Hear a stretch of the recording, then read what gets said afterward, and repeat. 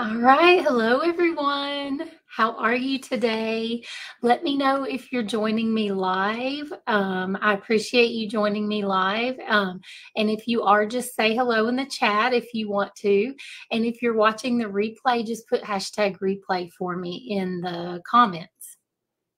All right. So I'm sure you all have heard that saying, that phrase, a calorie is a calorie, right?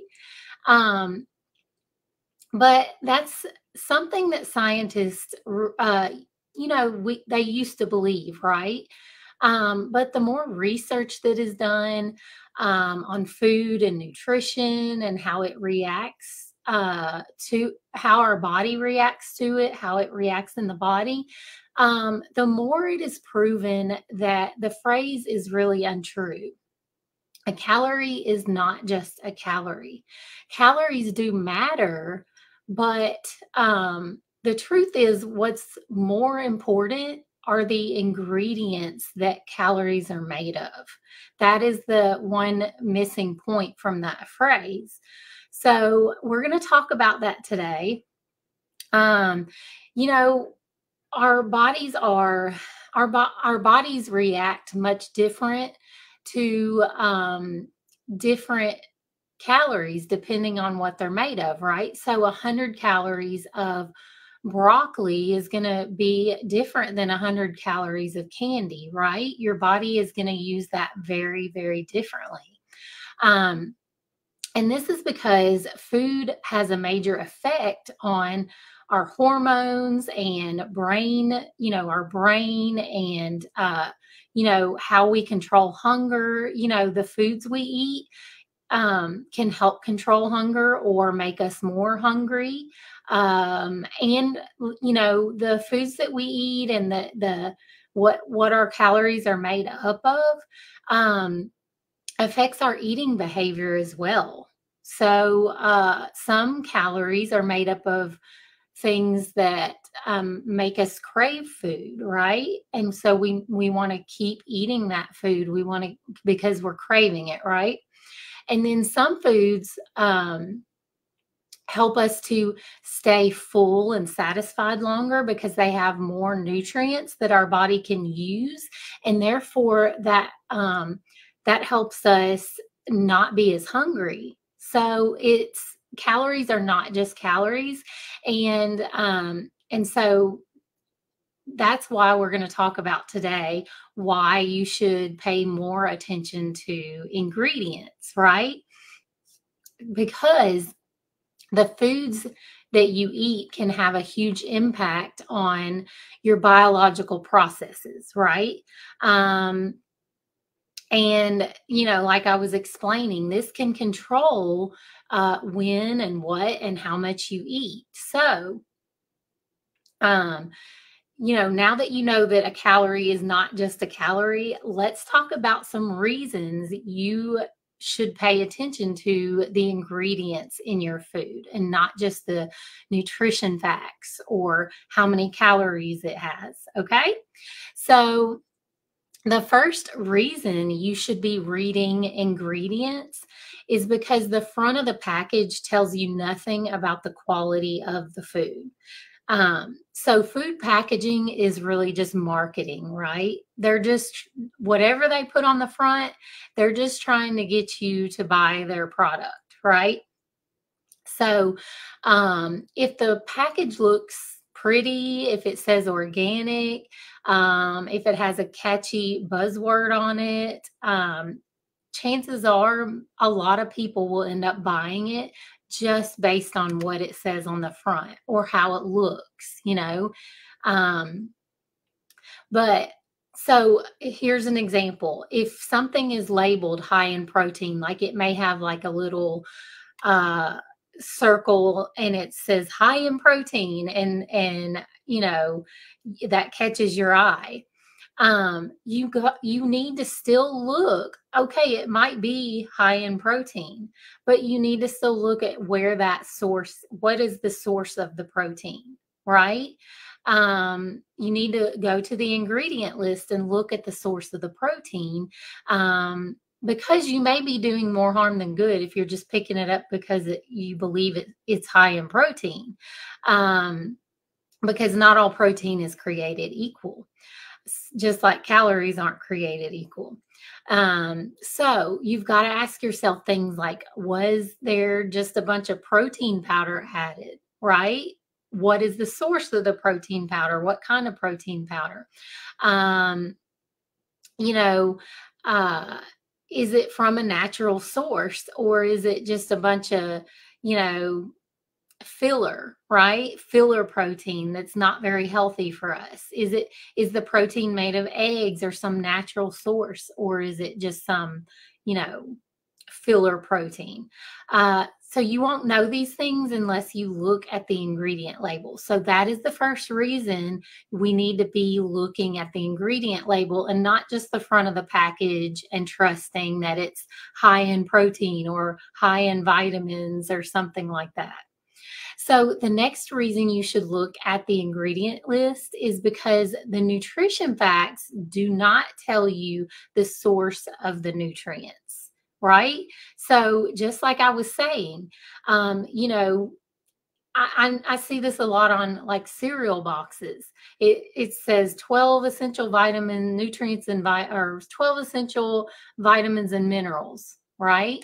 And yes, while that cereal may contain 12 essential vitamins and minerals, um, what is the source? Is it you know, a fake source of vitamins and minerals, or is it a quality whole food source? That's what you have to ask yourself. So, um, you know, I know we all like to know how many grams of protein are in things, carbs, fats, are in these, you know, are the foods that we buy and we eat. And I look at that too. You know, I want to know how many grams of protein is in it. I want to know how many carbs and fats are in it. But I know that it's more important the source of it, right?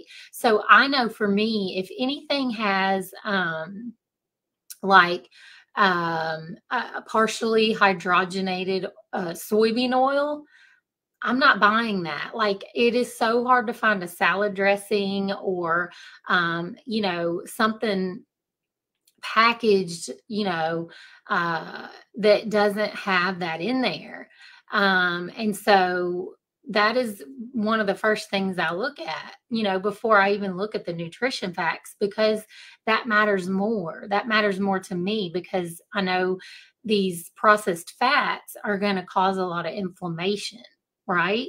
And I don't want that. So, you know, even if it has great nutrition facts and you know, low calories and good in protein and you know, all the things that you look for on a nutrition facts label, if it has that you know, unhealthy fat in it, then I'm going to put it back. I'm not even going to consider it.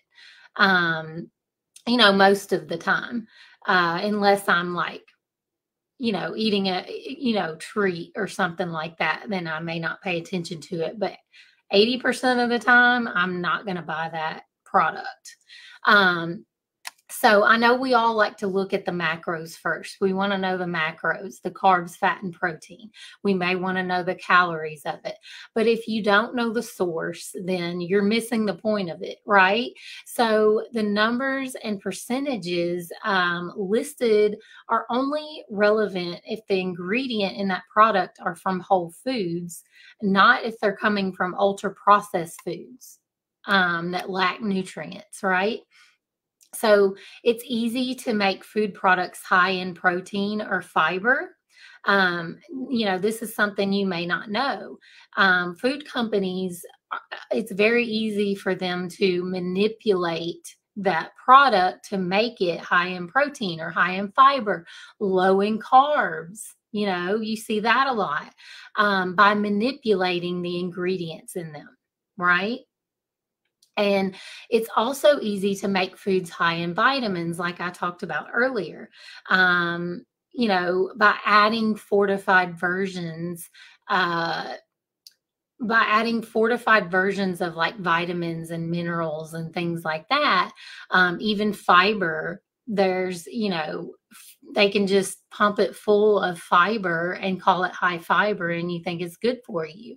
And that's not the case. You want foods that are naturally high in fiber, not just pumped full of this fortified stuff, Um, but so anyway, these fortified versions, these products that are full of fortified vitamins and minerals and nutrients, um, they're not nearly as healthy for you as getting it from a whole food source.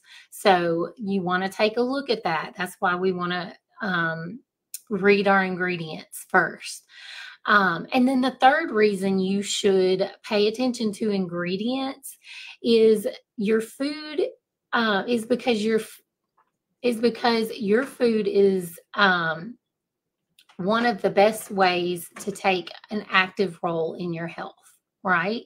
Food is hands down the best way you can change your health to get healthier, right? And so ingredients matter if you're trying to get healthier. That's the point. So I know how frustrating it can be to think of food you've been buying. Like if you go after this live and go look at your ingredient lists, ingredient labels in your on your food that you have in your pantry and in your cabinets, and you go and you start looking and you're like, oh my gosh, the ingredients are terrible. This is not good for me at all. I know how frustrating that can be. I've done that, when I was learning a lot about ingredients and what I need to be looking for and paying attention to. I threw a lot of things away because I knew, they weren't doing me any good. They weren't helping me get healthier and they were just setting me back. And if you're anything like me, if it's in the house, then it's going to be way easier for me to reach for it. So if I throw it away and I go put it in the outside trash can, I'm not going to be I'm not going to reach for it. It's not going to be on my mind as much, right?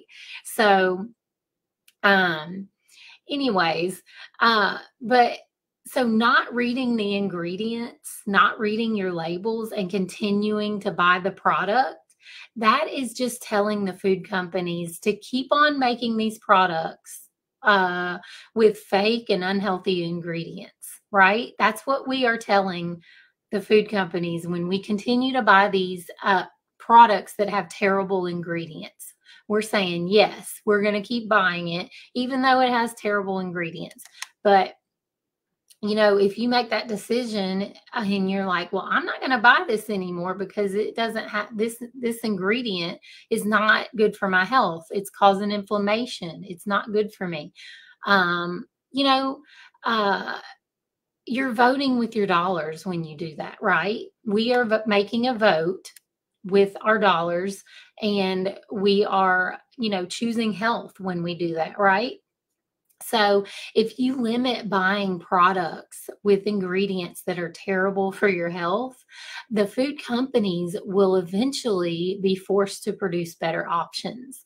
I've seen this, I have read ingredients labels and I've seen food companies take ingredients out because people became aware of these ingredients and they stopped buying them. The sales were not, they weren't selling that product as much. And so, in order to start selling that product again, they would take an ingredient out that people knew were not good, right? They're working on that right now with cereal. Taking these dyes out of cereal, especially children's cereal, it's illegal in Europe. They don't sell cereals or any foods with these dyes in it, but we do here in America. So that's what is going on right now with these cereal companies. They are being forced to take the dyes out of these cereals because they are finding that, these dyes are contributing to children's hyperactivity and different health issues, ADD, ADHD, um, different health issues with children. And so they're being forced to do that now. And I'm glad to see it. And I hope that we can do that with these terrible fats that they're putting in everything now. It is so hard to find things without these, like soybean oil, canola oil, things like that. And the high fructose corn syrup is another name for sugar.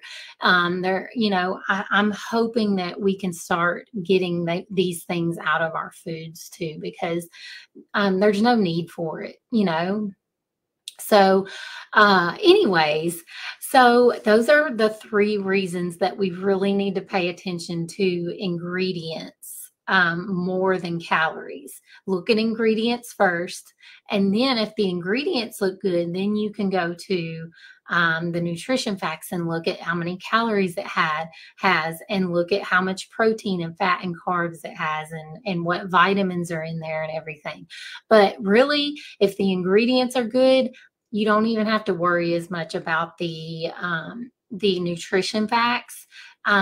If you don't have time to do all that, just read the ingredients and make sure those look good, and the ingredients are from mostly whole food sources. Now, there might be one or two ingredients in there like like sugar. Say there's a little bit of sugar, but it's not much and it's way down on the list.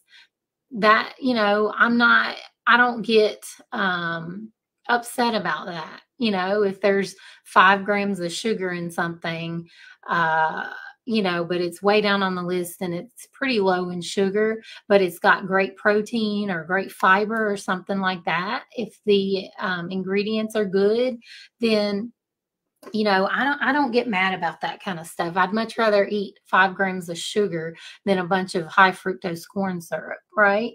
Because that's even worse.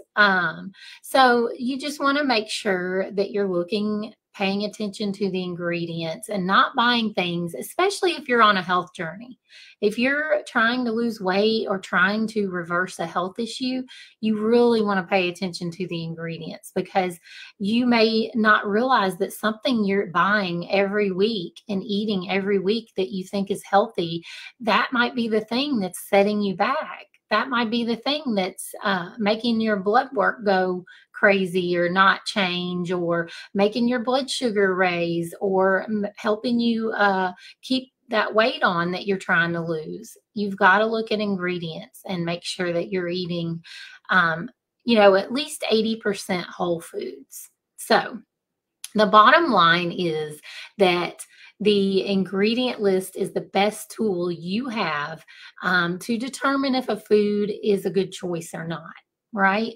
And I'm not saying to never buy junk food. You guys know me if you've been around. I buy stuff occasionally for an occasional treat, right? I do the 80-20, 80% whole foods, 20% can be processed foods, right?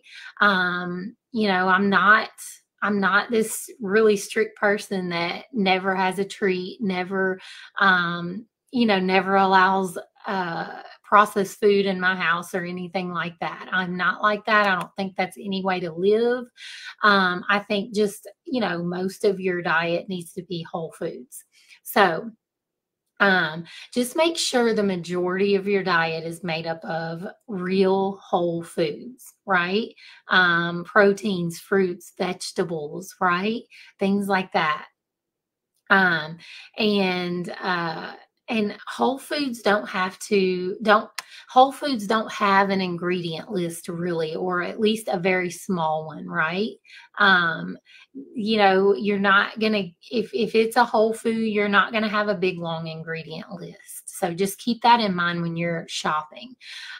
So buying real food with will naturally save you a lot of time and calories, right? Because then you won't have to look at a bunch of ingredient labels. You won't have to look at it. You'll just know, okay, this is a whole food. It's fine. So, you guys, I hope this chat was helpful.